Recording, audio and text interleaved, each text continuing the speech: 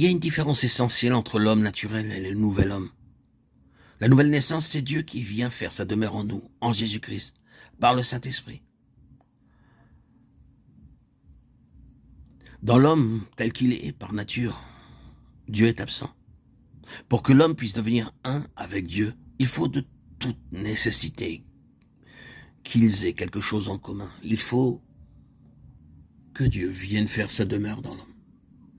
C'est précisément cela qu'il fait en la personne de son Fils Jésus-Christ. Et c'est le Saint-Esprit qui en est l'agent.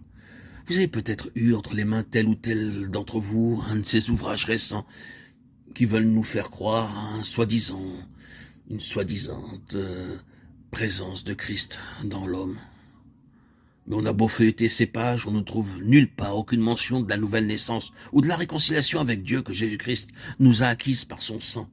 Les auteurs de ces livres, fascicules, qui représentent un mouvement important à l'heure actuelle, s'imaginent que tout homme porte en lui quelque chose qui doit être bien beau, puisqu'il n'hésite pas à lui donner le nom de Christ. Mensonge encore que tout cela. Christ ne peut être dans un homme que si cet homme est né de nouveau. Parler de Christ en nous, en dehors de la nouvelle naissance, c'est faire de Christ un être absolument impersonnel. Non, la vérité est tout autre. Il ne s'agit pas de chercher à réveiller ou à ranimer quelque chose dont nous aurions le principe en nous. C'est d'une naissance qu'il s'agit, d'une nouvelle naissance, c'est-à-dire de quelque chose qui n'existait pas en nous. La prédication de l'Évangile n'a pas pour objet le réveil de Dieu en l'homme, comme s'il y avait en nous un Christ qui peut reprendre vie. Elle a pour objet la venue de Christ et la possibilité pour l'homme de le recevoir. La grande doctrine paulinienne, Christ en nous, l'espérance de la gloire, ne représente pas seulement une réalité dont nos cœurs sont pleins, elle représente une nécessité absolue pour quiconque veut appartenir à Dieu. Il n'y a aucune possibilité pour l'homme de vivre dans la communion de Dieu, si ce n'est sur cette base-là, Christ en nous.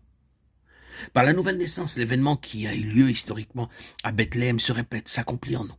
Christ vient en nous par le Saint-Esprit. Et la vie nouvelle commence. Et se développe en nous, exactement comme la vie physique d'un nouveau-né. Encore un mot pour terminer au sujet du principe fondamental de la nouvelle naissance. Il n'y a aucune possibilité pour la nouvelle vie de trouver en nous un point de départ tant qu'il n'est pas bien entendu de notre côté que la vieille nature, ou la nature tout court, est arrivée à sa fin et a épuisé ses dernières ressources. C'est pour cela qu'en poursuivant son entretien avec Nicodème, le Seigneur en vient l'image du serpent que Moïse éleva dans le désert. Comme Moïse éleva le serpent dans le désert, il faut de même que le Fils de l'homme soit élevé. Elle est terrible cette illustration. Le serpent est toujours le symbole de la malédiction. Ce serpent qui est élevé et cloué au bois, c'est la malédiction. C'est la malédiction qui est crucifiée. C'est la malédiction qui est vouée à la mort. Ce que Jésus dit revient à ceci. Je vais prendre sur moi le péché de l'homme et de la race. Moi qui ne connais pas de péché, je vais être fait péché. Bien plus, je vais être fait malédiction. C'est en maudit que je vais mourir. Voilà ce que Dieu pense de l'homme. Il n'est bon que pour le jugement et la mort. Cette création maudite, il faut qu'elle soit mise de côté pour faire place à une création nouvelle, parfaite, conforme en tout point à la nature même de Dieu. Celui qui veut entrer dans le royaume de Dieu doit être prêt à se séparer complètement de l'ancienne création. Seul ce qui est de Dieu pourra entrer dans le royaume de Dieu.